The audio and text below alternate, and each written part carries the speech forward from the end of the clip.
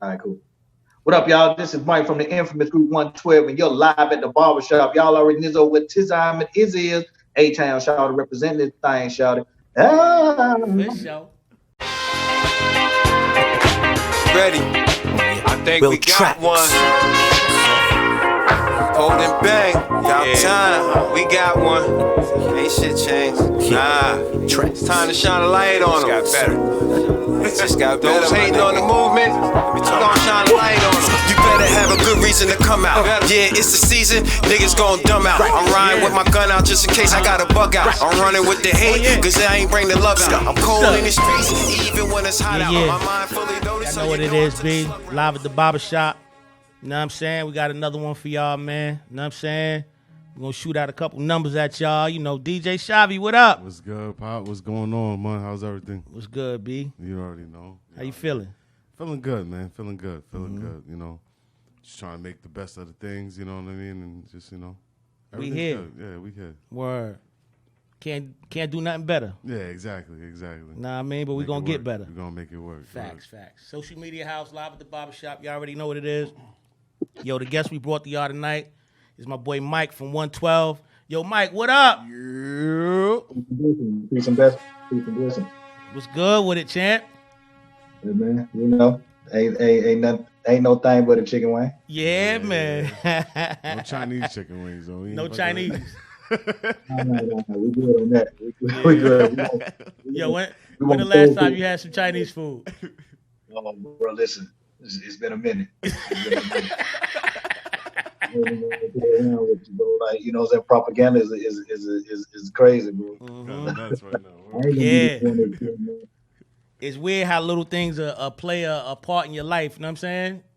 Absolutely. Like it's crazy, bro. Like you know, 1 minute you over at, you know, the Golden Dragon, and the next thing you know, it's like, bro, nah, I'm good. Yeah. Look at that twice. We're gonna take a pause on that. You know what I'm saying? Like, nah, I don't want no not tonight. Nah, no sesame and all of that. I'm good. Yeah, I'm regular fried. You want Trump to eat it first. Yeah. Word. Yo, man. Y'all got some dope albums, B. Y'all got some great history. You know what I'm saying? Mm-hmm. Let's start from the beginning, B. Like, when y'all first got with Puff, how was that energy on that? You know what I'm saying? The crazy thing was, man, like a lot of people don't realize, man, Puff didn't really want to sign us initially. You know what I mean? Man, that's crazy. Because if, you know, y'all, from what I can tell, and I'm assuming, but I'm assuming that y'all from up top. So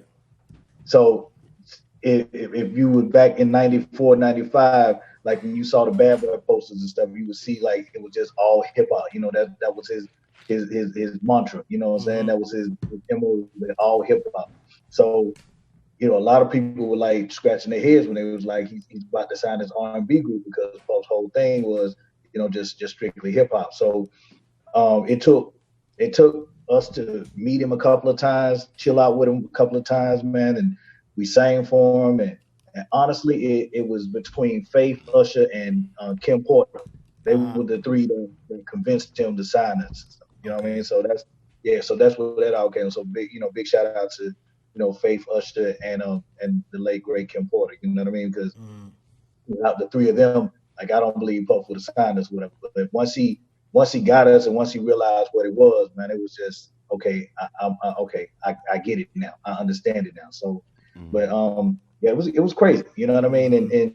And just for the record, man, a lot of people, when they see that making the band, they think that, you know, like that was the worst of it. Nah, bro. Nah, y'all got it, right? That's crazy. We were the first group. We was the first male group that he had, bro. So, you know, we would have easily went to go get some cheesecake if that's yeah. It's not even a question. That's the easiest part of the situation. Yeah, we was like cheesecake from Junior's, but I'll be right there. Yeah. You know what I mean? Get a little lemonade for my walk back. So, you know, you know what? It just made us better. It just made us hungrier, because we saw how this man operated. Like, dude does not sleep. You know what I mean? Like, he does not sleep. Like, you know, a lot of people say that when they talk about, you know, their mentors or somebody that was influenced in their life or whatever, like, yo, man, my man did not sleep. Let me tell y'all something real, yo. Puff does not sleep. You know what I mean? So Yeah.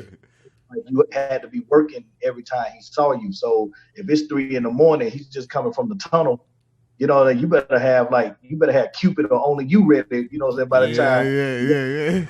yeah. Some hits. Word. Yeah, there was plenty of times, man. I was in there, man, just bullshitting. You know, initially, you know what I'm saying, and then he'll walk through that door, and you like, he just start humming and singing.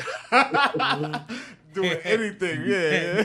You just want to do the thing, man, that you was just like him, man, and you was working hard. So, but you know, all jokes aside, like it just instilled that work ethic in us. You know what I mean? To where you know we felt like you know nothing was good enough. You always had to go harder. You know, you had to provide, and we was always in the mind frame that we was always having to prove ourselves to everybody. Each album, no matter it went double platinum, triple platinum, whatever. In our minds, we still felt like we had to prove something to Puff. You know what I mean? So that's where the work ethic and that hunger and that drive came from. That came from him. Fire. Yo, that record y'all did with Big was bananas, Man, that changed everybody's lives, bro. That changed everybody's lives. Like you talking about like it's one thing when you got, 4 country bumpkins from Atlanta, move up to New York. That's one thing. But then when we shut down when we shut down Times Square to shoot a video, you know what I mean?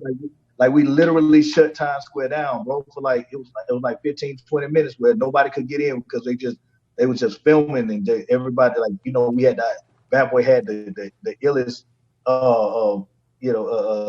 street team y'all available. Had the wave, man. Word. Y'all had the wave, bro. Bro. Still I'm talking about we stopped traffic, bro. Like policeman was like, yo, we got it now, man. We got this, son. You know what I'm saying? Yo, I ain't gonna front. I always loved y'all, you know what I'm saying? Because y'all had that wave that was like, when you think about an R&B singer, know what I mean? Or y'all had that, B. Like, you know what I mean? Word. Like y'all had a swag that was like, yo, these dudes is not trying to be rappers, but they got this shit. But they look like they were shooting nigga real quick. Yeah. You know what I'm saying? Yo, I gave y'all so much props for that, B, because y'all was like the R&B group to be. Yeah. Word. See, a lot of people didn't realize either, man, that we came from like one of the illest parts of Atlanta. You ever want to come across, man. And so, we constantly fought. We were just fighting for no reason, bro. It just sometimes we were just fighting just for the fuck of, just cause because you thought that R&B dudes were soft and you know what I mean. It was like we just did it because, man, it was just in our nature to do it because at the end of the day, like I might be an R&B singer, but I'm still from the A. You know what I'm saying? I'm still from Atlanta, I'm still from that area. Like it ain't Buckhead, bro. You know what I'm saying? So, that was the mind frame that we had, man. And at the end of the day, man, we knew what we were. We knew we were R&B singers, and we knew that we were going to be the best R&B singers that were out, in our opinion. You know what I mean? So that's that's where all that came from, man. But definitely the swag just came from knowing that we could out-sing everybody. Yeah. That shit was fire. Well, when you guys was coming up, what was some the singers that y'all looked up to? Oh man, listen, bro. We being from the South, you can't throw a stone without hitting the church somewhere, man. So that's pretty much where our mentality and our mind frame came from. So a lot of the artists that we initially gravitated towards were like Commission and Take 6 and Johnson Key, those artists. And then as we got older and as our music vocabulary got bigger, it was more Stevie Wonder, Donny Hathaway, Babyface, Jodeci, Boyz II Men.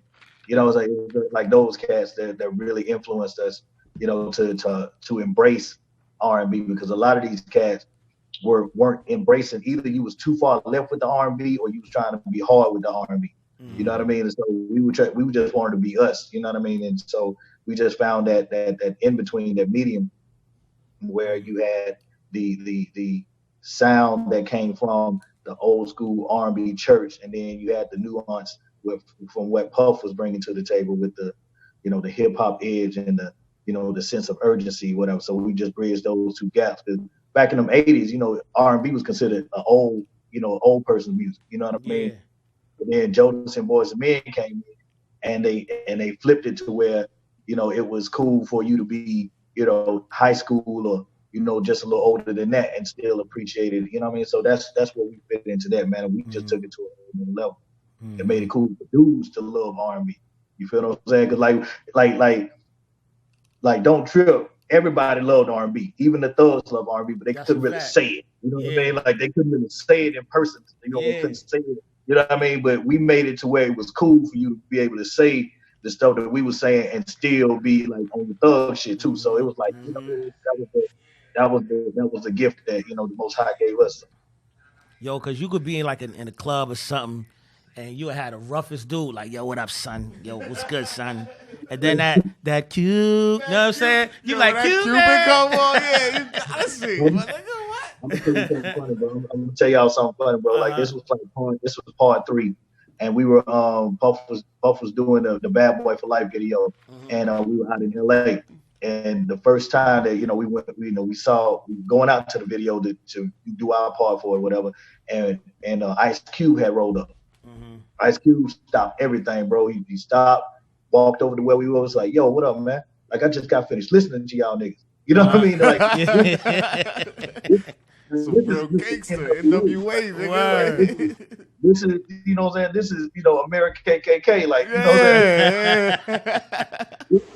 This is a bona fide, you know what I'm saying? This is a bona fide, you know what I mean? So for him to stop everything he was doing, come over and acknowledge us, man, and like, it was just surreal to be in that man's energy and just know, like, bro, like this man made a living on, just making people less than, you know what I mean? And that's a fact. He came over, man, and was the most humble dude, bro, and he was really a fan. Like he really like he was naming songs, like, you know what I mean? So so I felt like that was really cool, man. But that let us know that our music was impactful in a lot of genres and stuff, man. Because I would have never in a million years would have thought somebody like Ice Cube actually listened to one to it. Niggas is making babies to your shit. Word, that's a fact. You know what I mean? It's like, but it'll be like the girl of she'll set it off. Like she'll be playing and then like you a nigga like, man, I ain't gonna turn it off. You know what I mean? Yeah, you gotta rock to it. Now you home singing the shit in the shower, like right. You know what I mean? But then come to find out that these dudes is girl I want to be with. Like they doing it too. I'm like, yo, like, our shit is legit. You know what I mean? So, we're talking about Cube. You know what I'm saying? What's good with a 112 movie or a series? We gotta have either one. Oh man, it's so much that has to go into that, bro. And honestly, man, I feel like the story ain't even done yet for us to, you know what I'm saying, to even have a conclusion to that shit. That should have to be like a part 1, a part 2. You know what I'm saying? Like a series, Netflix or something. More. Story ain't over with yet. Like we chose not to do unsung because for us it felt like if you do unsung it's like that's the end. Like it's like your that's your story, and I felt like the story wasn't over yet. So that's why we don't do a lot of those unsongs. We haven't done a movie yet, haven't done a book yet, and shit like that because it's like the story is still being written. Okay. Well, the way y'all branded 112 was crazy because y'all had a little breakup and things like that. Dealing with a group, those things happen. But I love the way y'all always branded 112. Yeah, absolutely, man. It was about unity and no one person was bigger than anybody else in the group. Even though Slim may have sung the lead, but it was strategy behind it. Slim's voice was the most distinctive out of all our voices. So immediately when you heard his voice, you knew it was 112. Like the name of this game. For a lot of, okay, kids, for the name of this game is called okay, kids, listen. Music business. So all these kids that want to be in the music business, listen up. If your ass want to sing all day in the club somewhere, you can go do that at somebody's bar or something like that, man. And hopefully they tip well or whatever, bro. But if you want to be in the music business, you have to do something that the other groups are not doing, bro, or the other musicians in your genre is not doing. And the fact that we put Slim on a lot of the lead, nobody else sound like this dude. You know what I'm saying? This dude, nobody sounds like this dude. So it was really identifiable You know what I mean? And that's that was like one of the smartest things that it was smart on Puff's part to do that, and it was smart on our part to just let it ride and let egos aside and what I'm saying? Like, man, I want to shine too and all this other stuff. Man, you're gonna shine by being in 112, bro. So just yeah. Everybody did their part. Everybody's like the Bulls, bro. It's like the Bulls in the 90s. Exactly. You know what I mean? But you couldn't do one without, the other at that point, man. So that's where, the mind frame came from, bro. Like we, very big on sports and, team unity and the whole nine and whatnot, man. And like the Bulls, basically, it basically was the formula for how we, put our music and just our way of life together. Okay. Well, talking about being together, you know what I'm saying? Y'all did the Bad Boy tour. What's good with another one? I don't think it's gonna happen, bro. I'm gonna be honest with you, man, because we spoke to Puff before, and I don't want to speak, for that man or whatever. But the last conversation that we had, bro, it's like I got the impression that it was the last hurrah. You know what I mean? And it took an awful lot to get that tour off the ground and make it happen. Man. That shit was dope. It was something that I felt like we all needed to do, to put a cherry on top, if you will. And but do another one, I don't know. It seemed I wouldn't turn it down, but at the same time, it just seems like it would be an awful lot to try to make that happen again, bro. Like that was magic, to bring everybody back after 20 years. That shit was fire. Yeah, that shit was fire. Yeah, I love the way you and Jagged Edge did y'all thing and got on record and made that song. That y'all did y'all thing, B. Yeah, yo, bro. Listen, man, we've been fans of Jagged Edge, man, since we've known them dudes since '94. When it was they're from Georgia too, right? Yeah, they're from Georgia too. You know what I mean? So we knew them dudes, man, and they were singing in the same circuits we were singing in, man, and we just rolled, and it was just magic. And we just knew that once we got signed, it wasn't gonna be long before them boys got signed too, man. They were just that, just awesome or whatever. And so, for the last 3 years, we've been touring together as it's the whole machine is called The Experience. And it's Jagged Edge, quote unquote, versus 112. So we've been doing this versus thing way before, this coronavirus. Yeah. We have been doing it anyway. So if you get an opportunity, once we get back on the road, because I am positive that, and I feel like that, everything is it's not gonna be back where it was. I hope that it's better. But once we get back on the road and touring and stuff, man, it'll be coming to a city near you where you see Jagged Edge and 112. Like we singing some of these songs, some of our songs. We're all on the same page, singing together. Yeah. You know what I mean? It's a really great show, man, and it was something that a lot of people weren't anticipating because they thought that we were still beefing and all this other stuff, man. But it's time out for all that, man. We grown men with bills, bro. So money. Put that to the side. You know what I mean? Like that's all our mentality was, man. And at the end of the day, I'll never take anything away from them boys because they're great artists.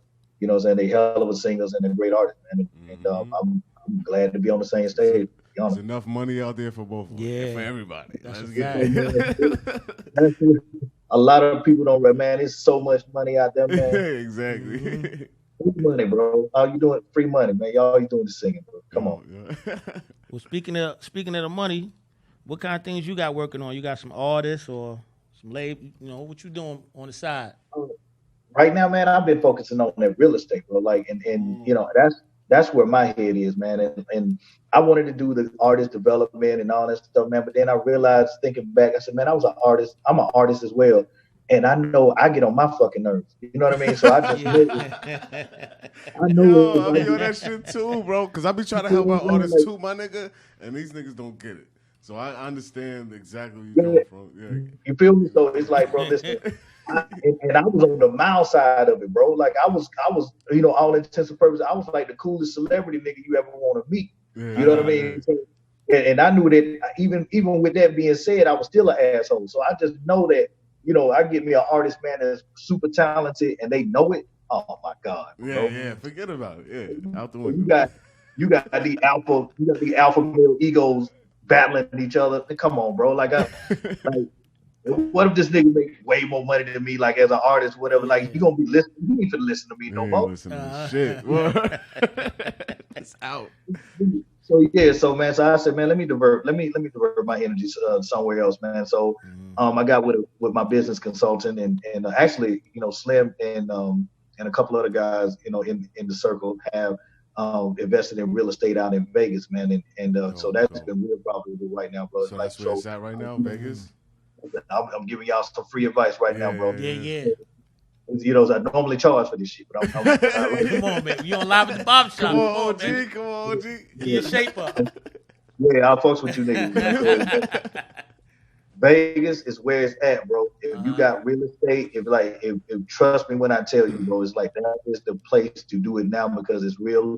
Is I won't say it's cheap because that's the wrong word for it, but like relatively speaking, now's the time to get in because once that shit explodes, it's gonna be a wrap. And we figuring within the next 2 to 3 years, that's when that shit is really gonna explode out there, man. So if you can go get it out in Vegas, that's that new spot right now. You know how Atlanta was a spot like 20 years, 20, 30 years ago. Yeah, And yeah. then No, it everybody makes came down sense. It and makes made it so big. much sense. Now that you're saying that, It's everywhere, bro. It was Yeah. Charlotte one second. It was that's crazy. Nashville. That's You know what I'm saying? crazy. It's Vegas right Yo, now. good look. I didn't know. Good Yeah. look. Vegas right now. Please go do something in Vegas. I see you in Vegas, partner. See you in Vegas, partner. Word. Yo, y'all, you dudes' career was like mad consistent, son. You know what I'm saying? How was that laid out? Because you figured like every 2 or 3 years y'all came out with a multi-platinum selling album. Well, the life expectancy of a record back in when we started is 2 to 4 years. That's the amount of time that a record label was willing to fund your project.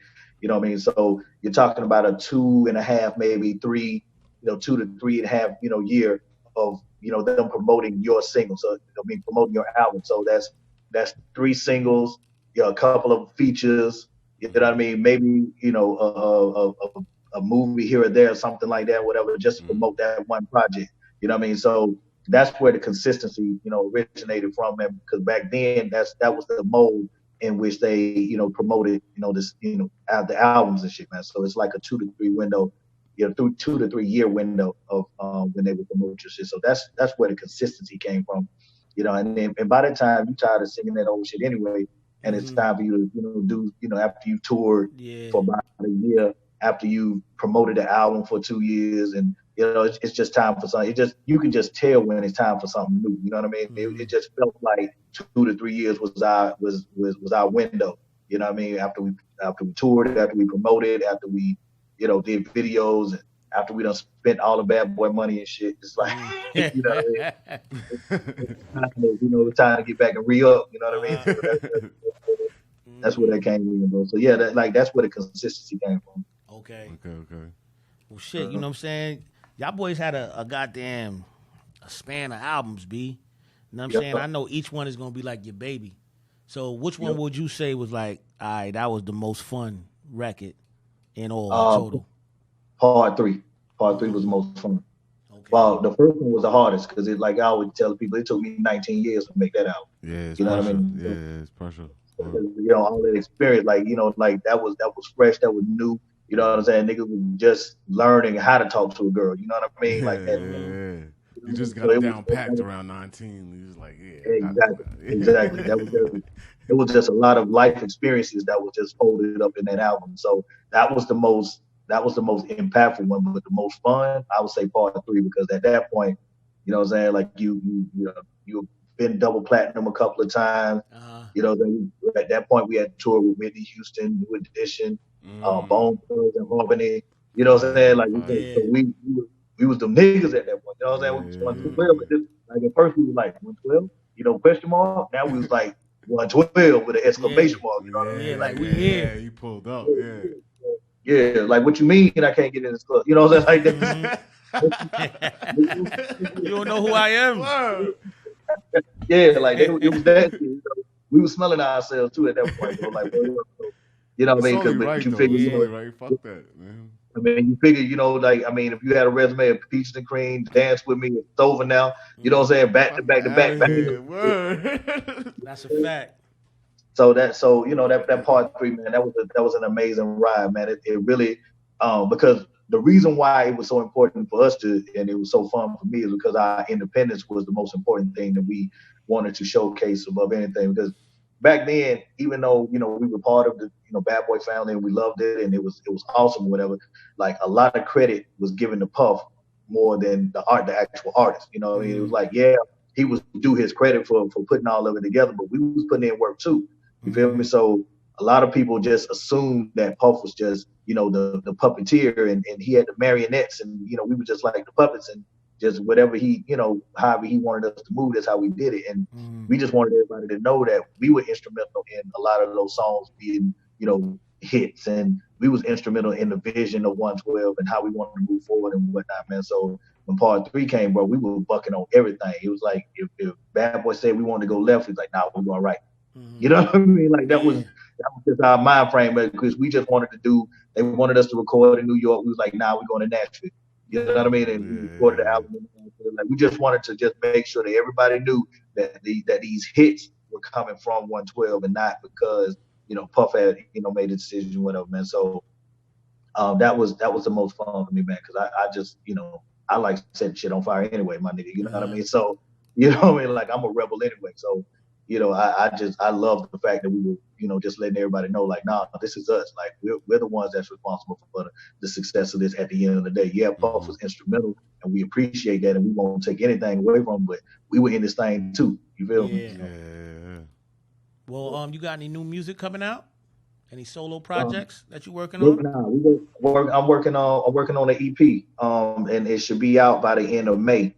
The shit is crazy, bro. I'm working with these young, hungry cats, and that's who I like to work with anyway, man. Just young. Yeah. These young cats, they got something, man. Some of them is doing what they got to do. Like the minute, like, because you know it, bro. Like working with artists, y'all already know. The minute they start smelling themselves, it's a wrap. That's a fact, man. Yo, Mike. that don't know how dope they are. You know what I'm saying? Like, I ain't no shit on, I ain't taking away, like, get your credit, get your money the whole night, but I need your mentality to be like, I don't know what the fuck is going on other than this music. Big, I want to work with him. You know what I mean? So, so I'm working on that, and that'll be done by the end of May, man. And I'll be on Instagram, promoting and whatnot, man. But that's what currently music wise, what we're working on right now, man. So okay, dope. Yo, how many fifth members did y'all have? I know going to city to city, you know what I'm saying? You always somebody get picked up like, yo, I'm the fifth member of 112, son. Like I heard it all, man. Like well, bro, we finna be 113 now. Bro, listen, if I had $1 every time I heard that shit, I wouldn't even be singing no more, bro. But yeah, like officially, we would say that Stevie J and DJ Rogers were our fifth and sixth members, man, because they were real instrumental in helping us. You know what I'm saying? Stevie gave us Only You. You know what I'm saying? Like he's a beast. Stevie's a beast. Y'all gonna work with him again? I mean, if he's Steve, bro, like it's hard to get at that man now. You know what I'm saying? Yeah. It's hard to get it. It's hard to get at the guard now, bro. Hollywood now, right? It ain't like just come chill out at the crib, man, and we come up with something no more, man. It's like but it's it's all good, bro. But definitely, like we would love to work with him again. Tim and Bob, we would love to work with them again. It's a lot of artists. Puff, we would love to work with Puff again, man, because it's like that's where, like, if that shit ain't broke, then why the fuck we trying to fix it? Yeah, exactly. Yo, why y'all never did another record with Lil Zane? That joint was crazy. No, that's a great question, bro. Like we did the one and that was what kind of music do you bring to you? Yeah, no, I mean, I still see Zane all the time. Zane performs with us a couple of times too, man. So, it's still all love and shit. But that's a great question. I have to ask him why we. Was Zane in the A? Zane is in Georgia. Yeah, Zane's in A right now. Okay. Yeah, y'all might need to make that happen because that shit just sounded super dope. That shit was nice. Know what I mean? Yeah, Zane, and look, Zane still got all his abs too, bro. Yeah. It's only right. You can't tell that boy nothing like that, son. It's only Zane, right. Zane like 50 years old, man. That nigga still got ass. We gotta get Zane up here. We gotta Word, get Zane up here. Like, you talking about a character, bro. Like, you want to have entertainment, bro. Get Lil Zane on the interview, bro. Like, I love we gotta make that happen. We gotta make that happen. Please make that happen, bro. Let me know when you do it too, bro. That shit, man. That's gonna be some funny shit. Zane is a character, bro. Yo, Mike, you gotta hit him and tell him to do live at the barbershop, baby. I got you. Do not worry. I'm gonna do this as soon as I get off with y'all. I'm gonna hit him.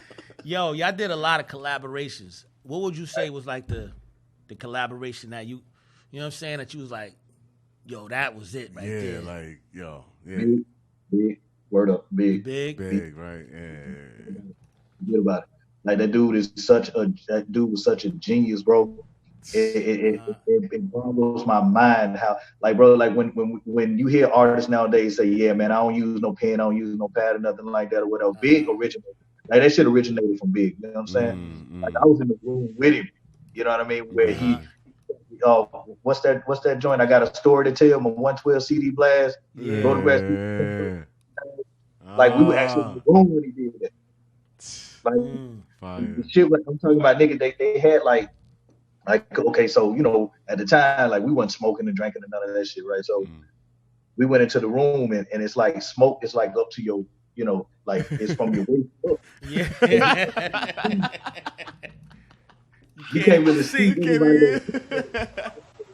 We were trying to figure out who is what, like, you know, niggas around. I said, oh, that must be Big over there. So I'm like, what up, my nigga? You know what I'm saying? Gotta be Big over there, yeah. So he's sitting over in the corner. He ducked off, and it's like Junior Mafia's in there. Everybody's in there, man. They just laughing. Everybody chiefing, drinking, having a good time. Yada yada yada yada. And the engineer it was Junior Mafia, Big, and an engineer, the white boy. He was baked out of his fucking mind. That's all they did. They just smoked. They smoked for like 8-9 hours, man. And Big just all the while, like, he, you know, they passing the blunts and whatnot. And Big's just sitting there. He ain't saying nothing to nobody. He's just sitting there smoking whatever. And it's like 4 a.m. This nigga gets up and say, yo, I'm ready. And so in my mind, I'm like, okay, he must be ready to leave. But, you know, he was like, I'm ready to get in the booth. Yeah. He got in the booth, and then what he was doing, man, he was listening to everybody's stories. Everybody just talk, and that nigga came up with a story. And he went in there and came up with, I got a story to tell.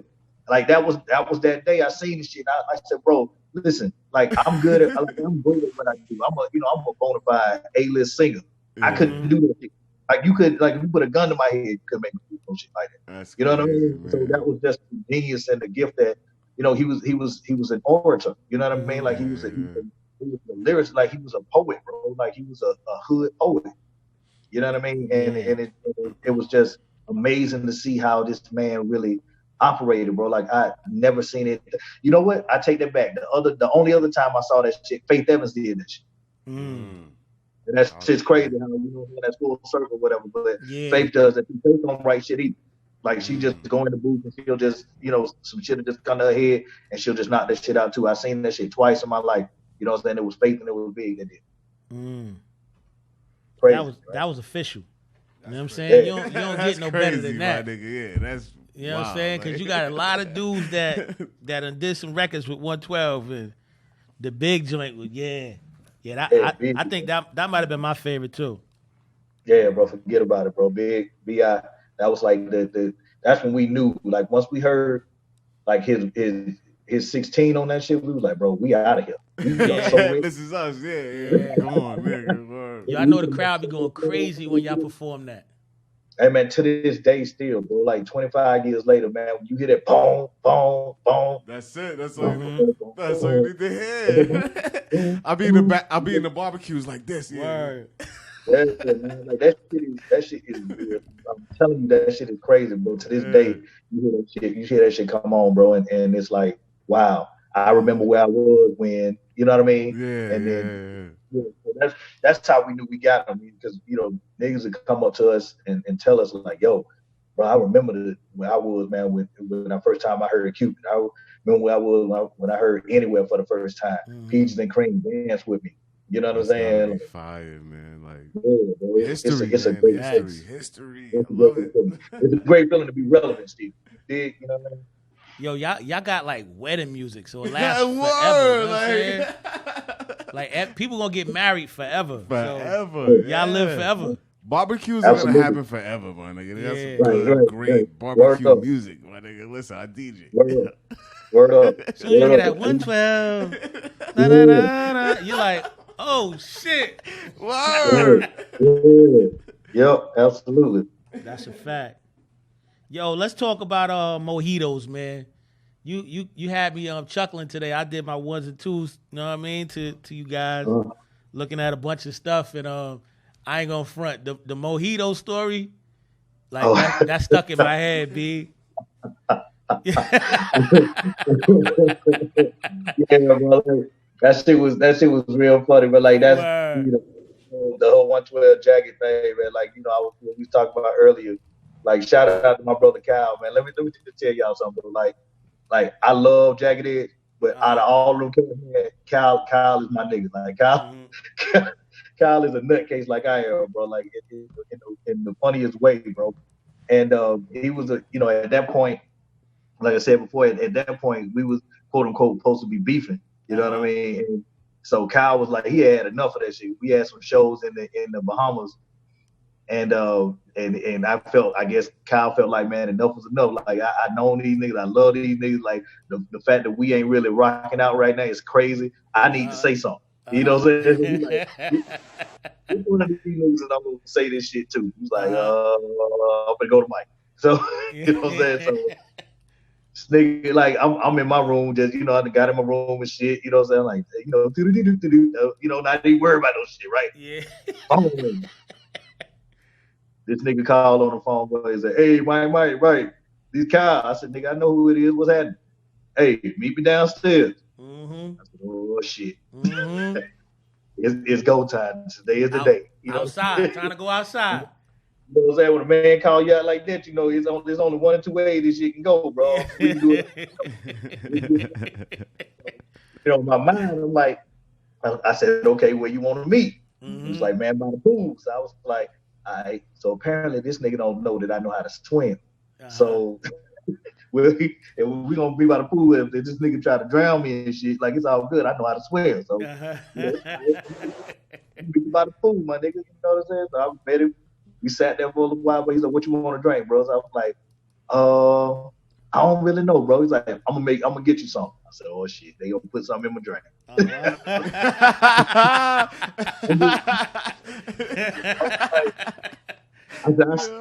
see the okie doke, bro. I see the banana in the tailpipe. I said, "Bro, here it come, bro." Yeah.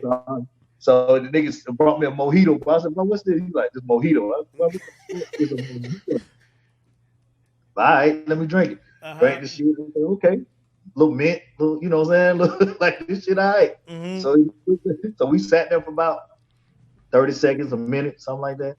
Nigga looked at me and was like, "Bro, you know y'all started that shit, right?" You know y'all niggas started that shit. And it is true. It's true. We did start the shit. But, at the end of the day, man, I was just glad that, Kyle was like he was man enough, to try to talk that shit out on some grown man to grown man. Let's go get this money, as opposed to let's try to fight these niggas every time we see them, like, type shit, man. So everybody really wants to know what the truth, man. Kyle really was the one that really catapulted that whole like let's iron the shit out with 112 and let's end this whole quote unquote beef shit. You know what I'm saying? Because it was because of that I was able to go back to 12 and be like, "Hey man, look, boy, them boys don't really they ain't trying to fight. They don't want to, they don't want to do no beef."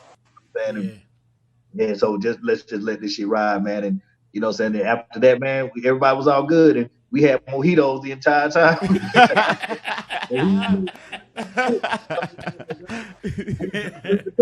Like, man, fuck all that, Hennessy and shit. They bring us around the mojitos. I hope you got a lot of mint.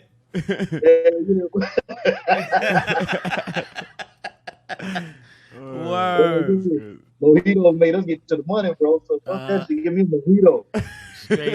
Straight up. Yo, that story had me bugging this morning, yo. I was cracking up all day. I'm telling you, bro, that shit, bro, we got $1 million on, bro. Like, but that shit was that shit right there was some funny shit because that shit played out like a what is his name? Charlie Murphy True Hollywood Story. Fuck your couch, nigga. Fuck your couch. Fuck your couch, nigga. Yo. When I sit back and I talk to them niggas about that, man, you remember that time, bro? We sat out there at the pool and had mojitos and shit like that. like we talk about that shit all the time, bro. It's a good time, though. Straight up. That's what's up. Yo, y'all been around the world and back, B. Yeah. You know what I'm saying? What's the next step after this whole pandemic is over? Well, we were supposed to be in the UK right now. We're supposed to be in the UK right now, and with Jagged Edge, as a matter of fact. And that shit just fucked all the money up, bro. Like I ain't even gonna like, you know what I'm saying? It's a good thing niggas save money, bro. That's it, right. Yeah. Because this shit, it screwed it up for a lot of people, and a lot of people lost their jobs and losing their asses right now, bro, because of this shit, man. Just thank God that I was able to, say the way that I did, man, and did things the smart way.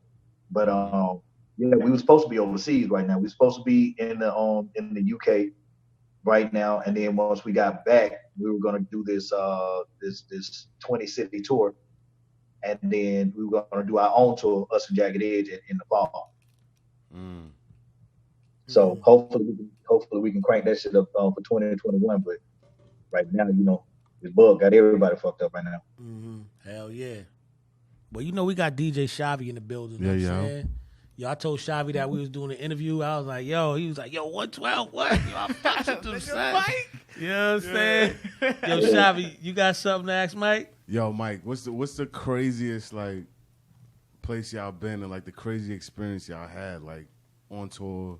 You know what I'm saying? I like, because we got a nice conglomerate over here. You know what I'm saying? I can't wait to go on tour with these niggas. You know what I'm saying? But what's the, like, best vibe? Best spot, you know what I'm saying? Don't gotta be nothing crazy, but what's your best time on tour, like traveling, like, you know what I'm saying? Well, the best places by far would be like Canada and Australia. Canada and Australia. Australia, man, listen, the women down there, boy, chez magnifique. You know what I'm saying? Magnifique. That's a whole other level, bro. Like they dimes down there, bro, and don't even know it. Yeah. You know what I'm saying? Well, they might know it now because they on YouTube and they watching all this just crazy shit. They trying to simulate a lot of that shit. We be telling them like, yo, don't do that shit. Stay Australia. You know what I'm saying? Stay your ass down here. Yeah, stay your ass down here. You get wiped up if you stay Australia. You know what I'm saying? Straight up. Canada's dope too. You know what I'm saying? Like, with Canada, I love Vancouver, Toronto. I just love Canada, period. Like the UK is cool too, but I'm gonna tell you a story about it. The UK, it was like our first album, and that's when, the mania, that's when, kids was like it was that B2K like type shit, that pandemonium. So we was at a meet and greet, signing some CD, like I'm dating myself now, signing CDs and shit. But we were signing, and the police was just nervous about, whether or not they were gonna be able to control the crowd and shit, because the shit was just becoming like you could just feel the wave of people just like getting closer and closer to our asses. Bro, that's fine. So the police was like, at this point, they couldn't carry pistols, you know what I'm saying? Like they couldn't carry guns over in the UK, so it was just them bobby sticks and shit. Like that was it. That's it. Like what? The horse talking to niggas, like that was it. Like, you know what I'm saying? Don't you dare, like that type. Nigga, it was Bobby Sticks and Stern talking to nigga, like that was it. You know what I mean? So we was like, so the police was like, yo, we gotta get him up out of here, bro. We ain't gonna be able to hold back this wave of these adolescent, girls just, screaming and all this other shit. So we realized when we had our crazy asses, we were like, you know what? We're gonna run. You know what I mean? We're gonna make it seemed like some shit just happened, Real right? Beatles shit, yeah. Real Beatles, yeah. Us just walking like normal people to our Yeah. fucking vehicles and shit. We was like, nah, bro, on count of three, we just run. And as soon as we did that shit, bro, they just lost. And then so we jumped in the van. Everybody jumped in the van. It was all fun and all this other shit. They were beating on the van and all this shit. So we told the dude to take off, and he finally took off and shit. What we didn't realize is, man, it was a girl still holding on to the back of a van. The back of the van. Damn. Man, her tuck and roll game was real mean, bro. Because she rolled out of that shit so fast. It was like a 10-pointer, bro. Like that was some miles, bro. Like I think that was like her older sister or some shit, bro. The tuck and roll game was mean, bro, because like we threw her ass off that van though. It was I mean we was like, oh shit, we gonna go to jail, and she jumped right over. I love y'all. It was like, okay, she's good. Yeah, she's good. Yes. She's good. But yeah, that was like one of the craziest that I just off the top of the dome. That's how I can remember, man. That shit was crazy. That's dope. Yo, did you see the movie Janky Promoters? No, I haven't seen that shit. Well, I know dealing with doing music. You know what I'm saying? You deal with a lot of promoters. Who was the jankiest promoter that would you putting on blast? That would come up to your head? You ain't gotta tell us a name or nothing. Just like I don't be knowing their names, but I will tell you the type of it'd be the ones that them dope dealers that's got a little money. Yeah. We know those guys. Yeah. Don't be the ones right there. The ones that prep on to come up real quick and got like 20 racks real quick that they just need to I don't know, clean or whatever the fuck. Yeah, whatever you want to call it. They'll hit you with the oldie wop. You know what I mean? They hit you the first time. Then they expect you to get on stage and shit. You know what I'm saying? On the stage that barely got a stage on it. And then they say, "No, we're gonna do the rest of your shit after we get off stage." Like, nah, but it don't work like that, bro. Man. So now you got you in this nigga city. You know what I'm saying? With all his people. You know what I'm saying? And you got one or two. You can either just get in your shit and just take off and go home without the other half of your shit, or you can just perform and then just gamble with that shit and see. You know what I mean? What's gonna happen with us? So it's been a few times, man, where we had to make decisions on both ends of that shit. Like we just knew like, all right, bro, this man ain't got our money. They still want us to perform. You know what I'm saying? We got our vehicles, bro. We 4 hours from the crib. Let's just or like you call them on their bluff. It's like, all right, bro, we did our shit with our money. You know what I'm saying? Like that type of shit. That was like in the beginning of this shit, man. But those were the kind of promoters that we just did not want us. But those were the niggas that we could get that 10, that 20 grand without, you know what I'm saying, like Uncle Sam knowing what the fuck was going on. Yeah, sneaky 20. We how like, Fred Sanford said, give me my money in a briefcase. You know what I'm saying, bro? Like, just give me $9,999. You know what I'm saying? When that shit go to that 10. For the long, bro. So those are the promoters, bro. So just another free one for y'all, man. Like you start like those drug dealing promoting niggas, man. Avoid them niggas if you can. He said avoid them niggas. Just gotta go. I said trouble. They gotta go. Avoid them niggas. Viewer discretion is advised, bro. Yo, you know what I'm saying? To take it to another note, you know what I mean? If you could tell a youngster coming up, you know what I'm saying, give him some knowledge, what would Mike tell him? Mike would tell him that him or her that you have to be stoic and you have to be firm in what you believe in, but you also have to be flexible. You know what I'm saying? Because it's the motherfuckers that are arms folded. No, this my music, this my sound. I'm not changing shit for nothing. Go fuck yourself.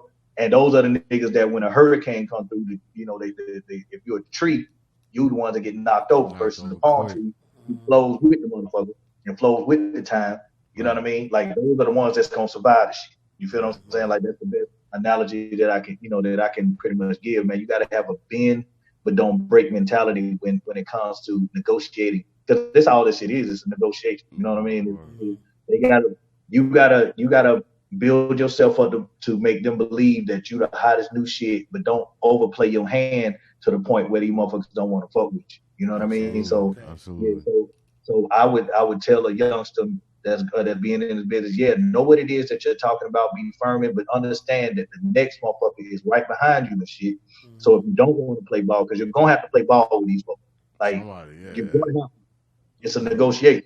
Like I used to call it a negotiation. You know what I'm saying? Because like your black ass gonna have to negotiate in order to, you know what I'm saying, in order to make this shit happen, bro. But there's a lot of money to be made, but just understand, man, that a good negotiation, it stems from both sides not getting everything that they want. You know what I mean? Like that's a good contract. That's a good negotiation. If I come in and you got everything that you want and I ain't get shit, that's not a good negotiation.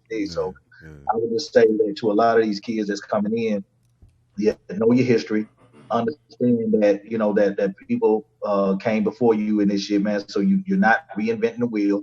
You know, they're telling you to do shit, you know what I'm saying, for a reason. And you may be the shit, but there's another nigga that can do the shit too. You know what I mean? And they're willing to do what we tell them to do. So that's why I'm saying you should have a bend but don't break mentality with this shit, man. Be flexible enough to know when and pick and choose your battles and shit. Well, you know, over here a lot of the barbershop, we like to ask you know, different MCs, you know what I mean, singers, stuff like that. So we're gonna ask Mike if you got a top 5 rappers of all time, dead or alive. Big KRS-One, Q-Tip, Andre 3000. Oh yeah. I'm Eminem. glad that you said that. You know what I'm saying? You said who? Eminem? Eminem. Okay. Eminem. Okay, fire. You said Big. You got a favorite Big song? My favorite Big song is The What with Method Man. Yo, that shit was fire. I like that. That's fire. Yo, that nigga, well, man, listen, bro. And as a requisite, bro, you had to know Big lyrics. You know what I'm saying? Being on Bad Boy, that nigga died. It's like, bro, listen, I saw an episode of Making the Band, and Puff was like going in on them niggas because they didn't know Big. They didn't know fucking. How do you not? Yeah, like come on. Yeah. So 12 was looking at the episode like, yo, how the fuck do you not know this shit? You're like, what do you mean? Like, you know, we got a tribute part in our show right now where, you know, we play a lot of Big records and shit. Nigga, I'm rhyming word for word on this shit. Nigga, like I wrote that shit. Yeah, exactly. But yeah, the what with Method Man, bro. That's I think that was that's that shit. And Who Shot You? That shit was, you know, them right there, bro. Forget about it. Yo, you know what's crazy too to talk hip hop shit is that at that time Meth was like the hottest rapper that you could be like, all right, let me, you know what I'm saying? Let me go to Meth and get a joint, and then here comes Big, and he just like slid in that seat, B. Real decent. Right. Yeah, absolutely, bro. Like when I speak on, you know, who's my favorite rappers, I like lyricists. You know what I'm saying? I like poets.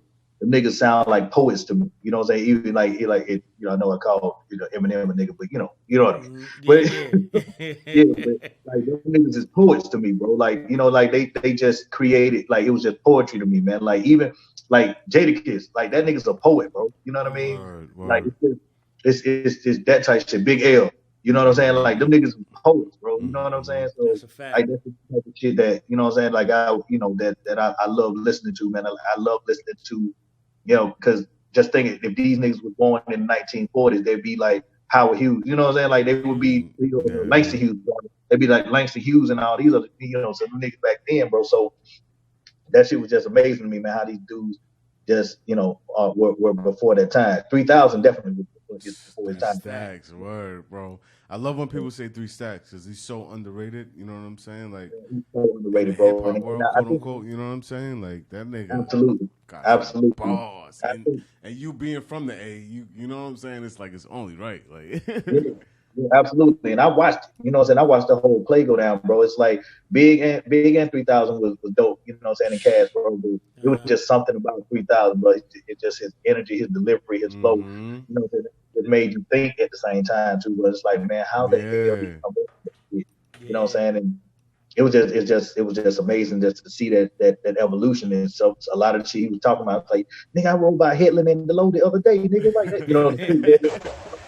I used to ride by that shit, go holler at my, my little hoes and shit, man, back in the days. Shit, man, man, so 3000 was, he definitely he made us proud to be from the A. You know what I mean? Like he made us proud. Like he was considered, one of the ones, like the ones that knew he was right up there with the New York rappers and the rappers from LA, and he was right up there, bro. Like, so he just made us proud to be, him. He was like from there. You know what I mean? Okay. Well, shit, talking about from there, you know what I'm saying? Y'all came from the A, moved to New York. I ain't gonna front. I thought y'all was from 112th Street, I B. thought they was on the block, too. I ain't gonna front. In the beginning, I was like, these niggas is definitely from the block. Word. Like, yo, they from 112th Street, B. And you would argue with a person, be like, I'm trying to tell you, son. I see them niggas over there. Word. I used to chew with auntie. Yo, son, I know it's moms, B.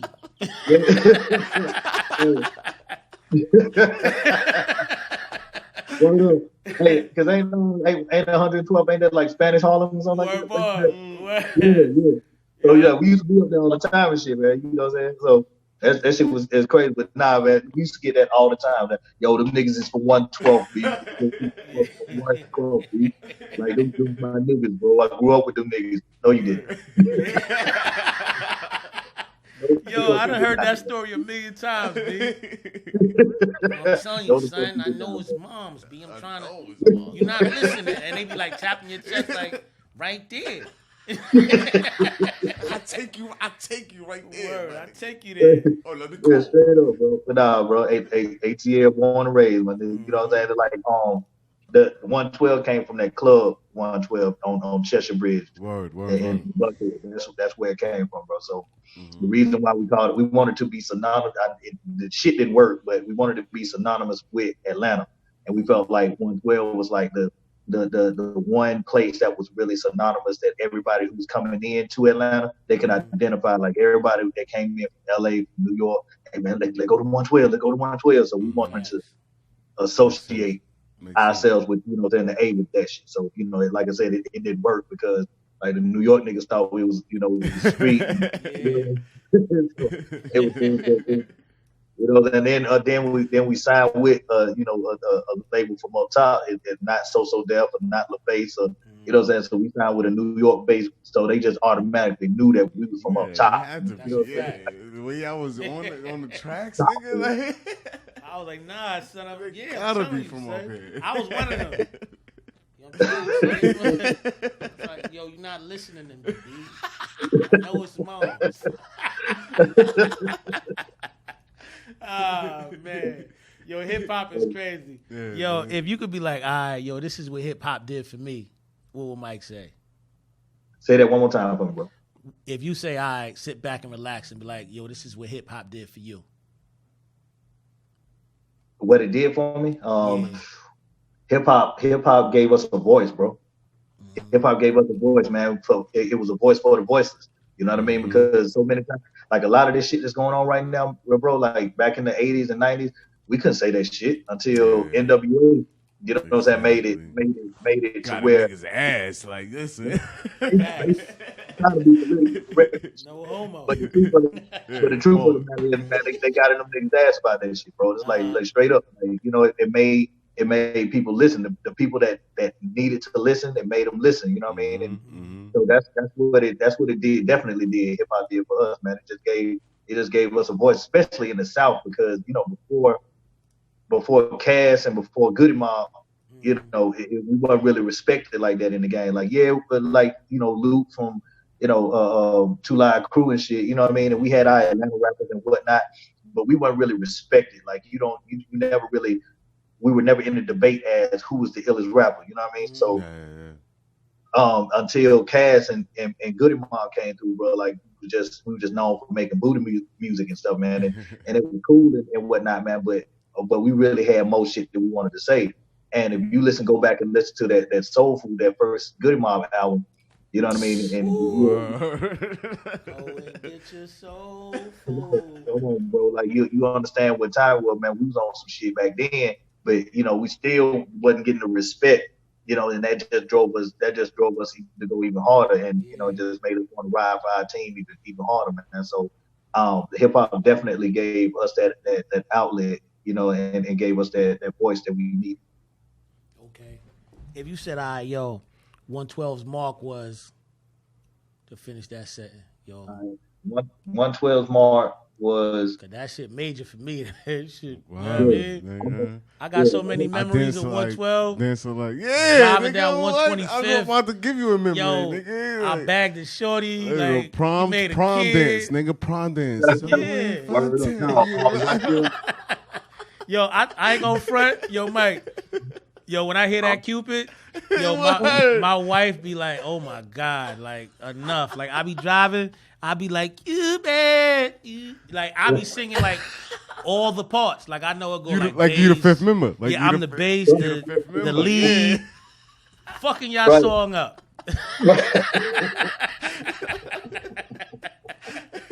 Fucking y'all song all up. But I love y'all dudes. Word, man. Straight up, bro. That's all good. But like I said, man, that was the fact that we got niggas can talk about R&B music, aside from being around his old lady, man. Like that's some real ill shit, man. man. But I will say is, On to some answer real your shit, question, like put the money aside, man. Like making dope music is so ill. Like where people could you know what I'm saying? Like literally get chills. Like a chemical balance could like really fuck up your. You know what I'm saying? Yeah. Over a song, my nigga. Like that shit is crazy, bro. Absolutely, bro. Salute to y'all, man. Salute to y'all, bro. There's no way to logically explain that shit, bro. It's just because it's more feeling, it's more nuanced. You know what I mean? It's more. You can't mathematically explain that shit away. You know what I mean? Because you can have a song that has all the criteria for it to be a hit song, and he's like, man, I can't stand that fucking shit. And then, and then you get a song like Cupid that's got 5 fucking instruments in it. You know what I'm saying? And you're like, wow, this shit was amazing. But it's like we was fucking around when the reason why we wrote Cupid is because we couldn't afford Babyface, my nigga. Like that was the reason why we went to go holler at Babyface with Puff. Yeah. We went to his house in LA and we sung for him and he was like, yo, y'all sound good. It's gonna be $100,000.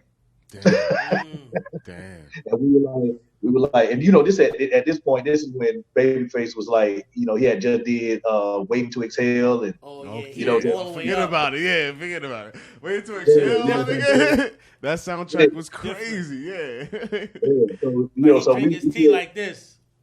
Yeah, exactly. We're gonna hit you with that Dr. Evil on your ass. Yeah, exactly.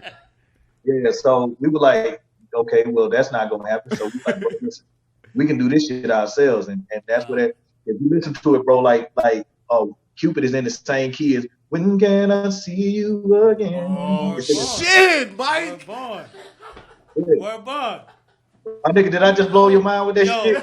Yo, you see, I'm sitting back. I ain't gonna front, Mike. I'm sitting back, sipping on my wine. Mike. Know what I mean? So when you did that, I'm like, yo, son, I'm in front stage. Like, yo, that's my man, son. That's my man.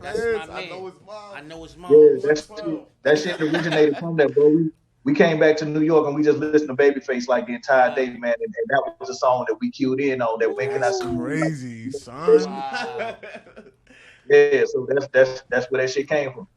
Yo, I ain't gonna front, Mike. That's crazy. Yeah. The first time I heard that song, I'm like, yo, Babyface wrote this for them. Cause I really listened on to some dope shit. Word, my nigga. Like, yo. And that was the goal. That was the goal, my nigga. Like, we wanted a record that felt like this. We had just spoke to that nigga and he was like, nah, bro, like, I need 100. Yeah. You know what I'm saying? For one record. And So, I know that motivated the fuck out of y'all to like, Babyface 100, yeah, take that. Yeah, we need take 100, that, take that. No budget. Yeah, the budget was dead, bro. So we was like, yeah, all right, you know what I'm saying? So we went back home and listened to that nigga shit and hear what you said and I swear that it, girl, if I told you I love you. I need that. That's official. He was like, I need that. Yo, Mike, that's official. You need that. Remember when we was in middle school and you had I need that. I need on that. On 112. Yo, that's hilarious, man. Yo, this is hip hop, B. You don't get no better than this, yo. Hip hop. Yo, you know what I mean? You had sparked something in my head, and y'all was talking about recording on Dat and Reel to Reel. Right. It's a group of y'all, B. So who was the group member that was tearing up those tapes? Like, yo, you wasting money with them tapes. Cause I heard it a few times. I make music. You know what I mean? Who was hearing it in y'all group? Puff did a lot of that shit, bro. Like, you know, you had to do that shit in like 3 takes, my nigga. Like, you had no time to waste. No time. And like, because it was only so many shots that you had. Like, you fuck around and fuck, you wasn't on that song. You know what I'm saying? So he's spending off, Puff whole shit was like, you know, he threatened to send our asses back to Atlanta. You know, every time we like. Yeah, niggas is going straight back down there. Like, y'all niggas want to go home? Y'all niggas ready? Y'all niggas packed? We was like, yo, what we going home for? Like, y'all niggas is fucking up, bitch. You know what I'm saying? So we like, there's too many takes, bro. Like, the reels. Puff, man. Shout to Puff, bro. Some room on them tapes, nigga. The real, bro. Like, you wasn't fucking up, bro. You fuck up, you out of here. Yeah. Like, niggas was walking around, eyes all big, like slaves and shit. Like, nigga, you better fuck up, man. Yeah. You heard, boss. You better get this shit right. Yo, that is hilarious, B, because, you know, the new millenniums, they don't understand that kind of work ethic. You know what I'm saying? Idea, man. Like, dog, you had fucking idea. You had to been practice this shit. Like, you can't come to the studio a million times and be creative. Like, you go to the studio, that's to lay songs. Exactly. You practiced already. Exactly. You know what I'm saying? Like, the song had to be done for you because you wasting time. Like, so when I used to tell these youngins and shit, like, you would be in the studio 18, 20 hours and shit, niggas were like, for fucking what? You know what I mean? They didn't understand that we was doing that shit off of dats and reels and shit. Reels, like, yeah. I had to explain to the young guy earlier today, or maybe like a couple of days ago, actually, about the reels, my nigga. That shit is it's different. It's so much different. It's different, bro. And it's like they don't understand. This shit was an art form to be an engineer back then. That shit was a real art form, bro. Like, you had to actually cut a fucking piece of tape. The fucking tape, my nigga. Niggas don't respect this shit. Yo, Mike, niggas do not respect this shit, bro. You had to cut a tape to fucking. But you know what? I blame technology, bro. I blame technology because once Pro Tools came in, bro, it was over for all that. You know what I mean? Hell yeah. Nowadays, bro, and we'll start at like 5 at night and be done at 9 at night. And shit. I'm like, bro, what the fuck just happened? Like, what? Like, I don't. You need to talk to somebody. Y'all don't want me to do another song, nigga? Like, what the hell? Like, what we do 4 hours? That ain't no work, you know? So I'm bugging out or whatever. Like, the song done, nigga. Like, what else you supposed to do? Shit. On this bitch, we done. I'm like, bro, can I do something else, nigga? You want me to mop up the floor? Let me sweep something, nigga. Like, I gotta feel like I'm in the studio, nigga. You know what I'm saying? But that's the world we live in now, bro. This whole instamatic fucking world we live in, bro. It's like, you 4 hours in the studio, bro. You actually pushing it. You know what I mean? So that's how it is. Definitely pushing how it is right now. You better did 2 or 3 songs. Then that 4. Exactly. Word up. Like, that's really the mentality that these young niggas have, bro. So I just don't get it, man. Like this ain't the world I grew up in, man. I dig it. You know what I mean? And you actually are doing less work and it's making it be more successful. But the truth of the matter is, bro, I love the grind. I love the fact that I was in studios 12, 13 hours and shit. You got to know niggas at that point. Yeah, exactly. You living with these. It's your family now. You really great, you know? Word. I made my bones in the studio, my nigga. You know what I mean? Like, I can't do that in 4 hours a day, nigga. You know what I'm saying? I got a session tomorrow. I got a session tomorrow, 5 to 9. I'm like, bro, what the fuck? To me, man, 5 to 9. 5 to 9, nigga. That's a tip job, nigga. Yeah. So, you know, but we gonna figure it out, you know what I'm saying? But it's just crazy. I'm just from that world. And it's crazy because I saw that world and I see this world and it's like, you know, it's just crazy to see that whole vibe, bro. Like coming from to DAT machines to fucking Pro Tools to now it's like, well, listen. Facts. You know, I get the same thing because with the DJ shit, like I started 21 years ago, bro. Like We had to carry crates, and that was you had to have a DJ crew. You know what I'm saying? If you had a DJ crew, forget about it. Like absolutely. Now, word up, bro, because my DJ now, DJ Lucky Calhoun, he actually used to DJ would travel with the Beastie Boys and shit. Like this nigga's a real spinner. Like he really spins the ones and twos for real. So like he understands that whole plight, bro. Like that actually spinning, like this nigga actually spin records, like real records. Yeah. So we told, I get it, bro. I totally get it. This shit is, I don't know, man. Like I just sit back and say, man, y'all niggas realize just how much more dope we would be if we had that social media world right now. 20 years ago, yeah. My nigga, come on, man. Peaches and cream. Yeah. Word. Yo, speaking about music. Say again. Saying? Speaking about music, you know what I'm saying? R&B is what it is. You know what I'm saying? What do you feel about the current temperature in R&B right now? I like it. This temperature, bro, it's like a little lukewarm to me. I'm gonna be honest with you, bro, because you got a few artists out here that's making a name for themselves and shit, but for the most part, it's the record label. And I don't even blame the artists for this shit. I blame the record labels and the people in the position of power, because they have a formula for what a hit record, quote unquote, is supposed to be, and they want all the artists to sound like that shit. You know what I mean? Like they need to halfway singing, halfway rapping. Yep. You know what I'm saying? And it's like that's the reason why the Grammys took away that category. You know, because it used to be a category where you had R&B and then you had a hip hop category. Now they just merged the two. You know what I'm saying? And they and now that shit is right up under our nose. They did it right up under our noses and shit, man. When we was coming up, you had an R&B Grammy, you know, as a nomination, or you had a hip hop nomination. Now they just took that whole shit and just created one whole genre, man. And that shit is, to me, the true artisanship of being an R&B artist, because I don't want to take anything away from the hip hop artist, because that shit's artistry too. But I honestly feel like if you gave me enough time and you gave me a ghostwriter, you know what I'm saying, and like I said, enough time in the studio, I could rap. But I can't make a nigga sing who ain't got a voice. You feel what I'm saying? Absolutely, bro. Absolutely. So that's I look like I could sing, but you look like an R&B nigga. You in look church. You know what I'm saying? So I ain't gonna front, Mike. I grew up in church, so a lot of times they would be like, "You look like you could sing," and then I sing, and they be like, "All right, Mel," and they start pushing me. You look like a baby Barry White right now. You do look like baby Barry White. I go. Yeah, my nigga, you look Don Mello right now too. Like, but I can't sing that. Bro, you look real emotional right now, my nigga.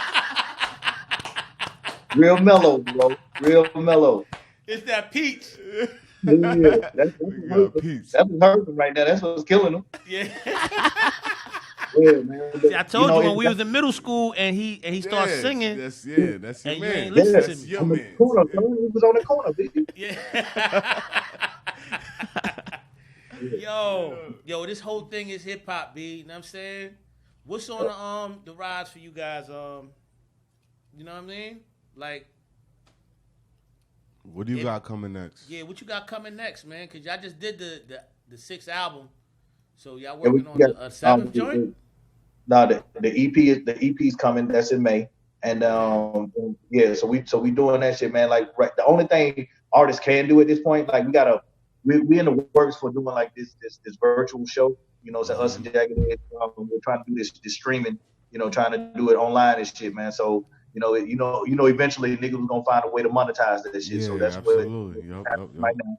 You know what I mean? So that's, you know, we're in talks right now with this whole streaming, you know, venture to see if we can get a concert and, you know, and get people to watch it online and shit like that. So that's the next move for us right now, the EP, that move, and then just service the music, man. Like, the only thing we can do right now is that online shit and just keep putting out music, man. So that's exactly. Yep.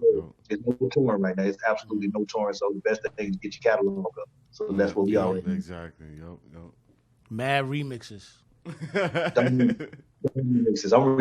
I'm singing with everybody, my nigga. Yeah. Everybody. Katy Perry, what's happening? Yeah. Holla. Yo, if you could say, yo, damn, I wish we would have worked with this dude, who would it be? Kurt Cobain. Kurt Cobain. Ooh. That's a nice one, bro. Yeah, I love bro. Kurt Cobain, bro. Kurt Cobain was bro, he was illmatic, bro. Like Yeah, that. he was He had an crazy. issue, my nigga, but that nigga musically, bro, was like he made the simple like for you to have for him to have the three chords, like him to work them shits, man. He worked magic, but only using the three chords at a time on the record, but he made magic. Nah, Kurt Cobain. Yeah. Rest in peace. Word. Super That's dope. Yo, what would be the song that you would say, yo, damn, I love to perform this shit. This is the baby. Player. Player.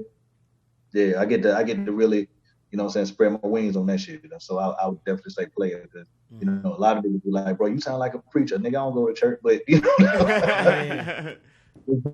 But you know, I grew up in the church, man, and you know, and I love singing in the choirs and stuff like that, man. So you know, if you don't listen to the message of the song, you know, but if you just listen to our performance of it, man, you know, like okay, these niggas have been in the church before. Yeah, they've been around. Yeah, they've been around. I used to play the drums in the church, so I know all about that. All right, so you know, Exactly. I know all about that. Yeah, that's the one that I absolutely love, and then Cupid too, man. It's like it's just something about that record, bro. It's just like Cupid, man. Unorthodox shit on earth, bro. It's like it don't fit any format. It wasn't even supposed to be, you know, it wasn't even supposed to work at radio, but it did, and it was just amazing. Bro. It hit heavy. Yeah, y'all knocked that thing my right out the park with that one, bro. Word. Absolutely. Word up. Super tight. You know what I mean? Yo, what about a producer? Living the dead. A producer who I would love to work with right now. Yeah. Shit, man, fucking Pharrell, bro. I would love to work with Pharrell. Yeah, that's your. Remember when he was on that when he had like the Justin Timberlake and you know what I'm saying? Like yeah, I know exactly what you're talking about. Yeah. I would love to work with Pharrell and when he was in that zone right there, bro. Like he went crazy on that Justin album. I know exactly what album you're talking about. Yeah, bro. He lost his fucking mind on that shit. That's a fact. That boy went nuts.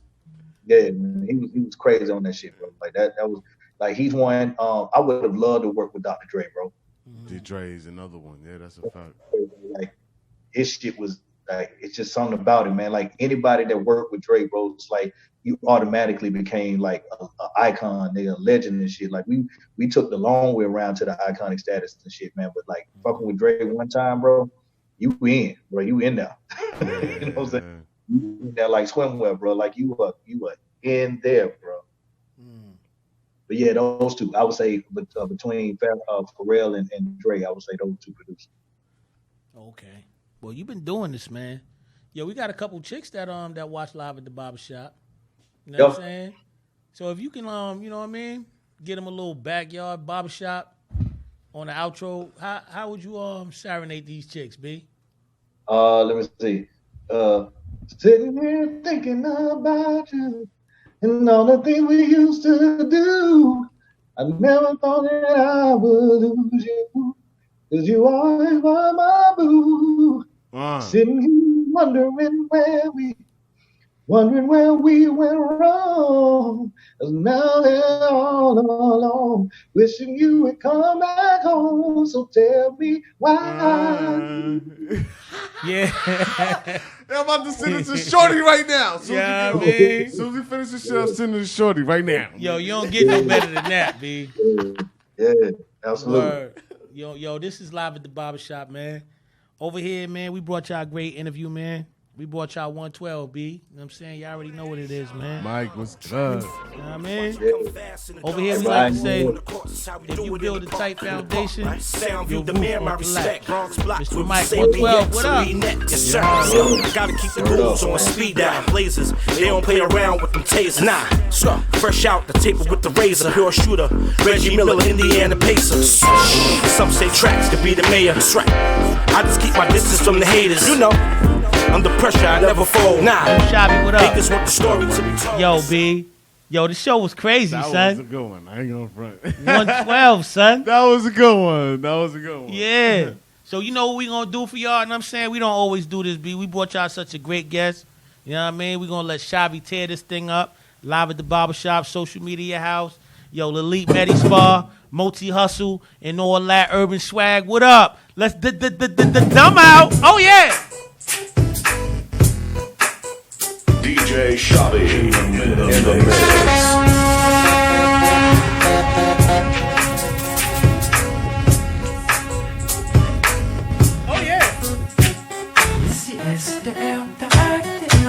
Let me tell you what I wanna do.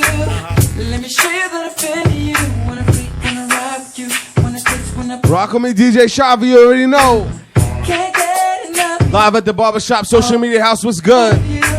Man, what's good? Marco, what's good? Oh yeah. Oh yeah. DJ Shabby in the mix. Know what I mean? Peaches and cream. Girl, you taste so good to me. DJ Shabby in the mix. Rock with me, social media house, what's good? Live at the barbershop, man, what's good? What up? Mike, what's good? 112, what's good? What up? Slim, what's good? Oh yeah.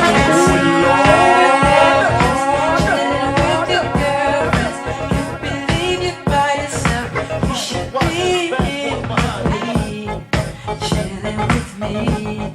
Drinking with me. Freaking with me. Oh, oh, oh, oh. I can tell by your eyes that you're feeling me. And I really want you to get close to me. So what you want is girl, see my drop tops in the parking lot. And I wanna take you back to the spot, baby. So what you want is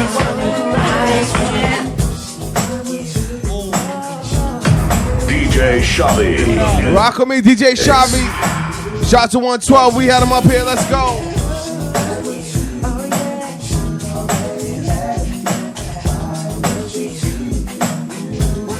Oh yeah. Woo. This is that shit right here. Rock with me, DJ Shabby, let's go. Oh yeah. Live at the barbershop. What DJ up? Shabby in the mix. Stay in the building, B. You already know what it is. Rock with us. Social media out. Oh yeah. Live at the barbershop. Yo, radio. Come out. I thought I told you that we won't stop. I thought I told you that we won't stop. What's up? Jesus, the notorious just. Please us with your lyrical thesis. We just chillin', milk 'em, top billin', silkin', pure linen. Me and Lil C. Malibu sea breeze, dawn peas, palm trees, cats named Pablo, milked out Diablo. The williest, bitches be the silliest. The more I smoke, the smaller the billy gets. Room 112, where the players dwell. It's fast more cats and Riverdale. Inhale, make you feel good. Like Tony. Get up in your middle like Mona. Let's go. She don't know me, but she setting up the blow. DJ Shabby in the Rock with me, mix. social media house. Man, what's good? What up? What up? Oh yeah. What's up?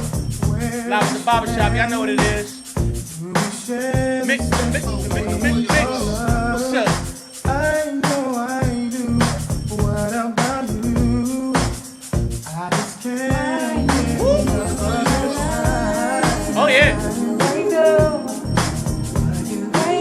What's up? I can't live without love. Yeah. Thinking of you. Makes me feel like I need what is this? Numbers in your pocket. Yo, I remember when DJ Shabby in the mix. Wanna keep in touch now. Who gave you a reason to act so shady? Baby, you know you can call me anytime. Baby, need it, I will give it to you. Ooh, that's how much I can give you. Rock with me, DJ Shabby, you already know, let's go. Social media house was good. We live at the barbershop, let's go. Hey, hey. Ain't no scene my team can't slaughter. Ain't no cuisine my cream can't order. Hey. We can burn it up, do it on the camcorder. Let me hit it from the front till the gets shorter. The Harlem hang glider, hot flow provider. Home of the project halls and all-nighters. Grab your lighters, grab your privates. We break night, it take flight. I'm the pilot. You look up in the sky, why am I my soul high. It must be the mo when you mix with Ty, the new tri-state great gainer. If you don't know, this would be a no-brainer. Man, I get fame like Dana. They ain't frames. Change up like I'm changing lanes in the high octane Range Rover. Shorty got game, but game over. Baby, it's a shame we gotta go through this.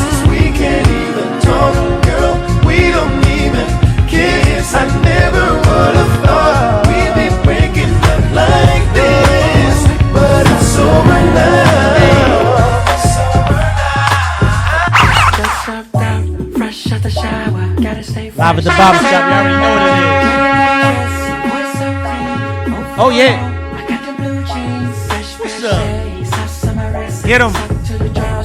Shabby on the ones and twos. Rock with me, I'm ready, let's go. Hey. What's up? I'm so fine.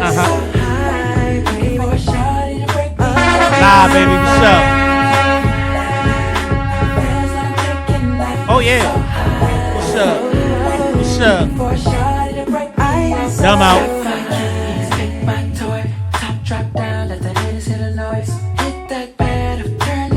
What's up? Yeah. Phone gets ready, hit the Bluetooth. Call me on the phone like, hey, what it do? I'm coming, and we gonna take this over. Yeah, feels like I'm breaking up. I'm so high. Live at the barbershop, you already know what it is, man. Special mix for y'all, 112. Oh yeah. Bad boy. Uptown. Yeah. Shabby in the building, by the way. In all that like that, you already know what it is, man. This is the Live at the barbershop, baby. Only in the back of the barbershop, y'all get shit like this. Yeah. Special mixes and special interviews. What's up? Oh yeah. The fuck is going on, Shabby? Yeah, I don't know, man. How you feeling? It's at 112 on this building, you know what I'm saying? So Pat Ron in the feeling building. good. Pat Ron, shout out to Pat Ron. Yeah. Everybody, the whole Bad Boy. Keep going. Shit was fire, man. Keep going. I don't know. I'm in shock right now. Like, Huh? I'm shocked. We on the way, B. We on the way. They say, yo, if you build it, they shall come. That's what they said. Know what I mean? That's what they said. So man. now at this point, like Live at the barbershop is like, you know what I mean? We paying our dues. We making it happen. Hip hop is here, B. It's here. Hip hop ain't gonna die. No. No. As long as we here, this shit ain't gonna die. Mm-hmm. That's it. You know what I'm saying? So let's get it. Let's keep going. You know what I'm saying? Social media house, Live at the barbershop. Man. What up? We out of here, out. man. Let's go. Dumb Wrap out. this shit up, man. Wrap this shit up, Yo, man. B. How you feeling though? I'm feeling too saucy. You feeling saucy? Yeah. Yo, Mark, you feeling saucy? Yeah, I need some milk. Get him some milk. So, Yo, y'all already know what it is, I'm trying B. to get out of here. This nigga, man. Shabby done put the motherfucking mix on the 1 and 2s, and now he like, yo, B, I'm done. No. Party done. Too much tequila, nigga. Yo, that boy drank that Pat Ron. Y'all already know what it is, B. Live at the barbershop. We coming back with a new one. Yeah. So y'all look forward to all the shit that we gonna give y'all. We love y'all. Y'all already know what it is. LiveShopTalk.com, Social Media House, Pure Hood Radio, DJ Shabby, yo, Urban Swag, yo, Multi Hustle. The list goes on and on. Y'all already know what it is, man. Dumb out. Oh yeah.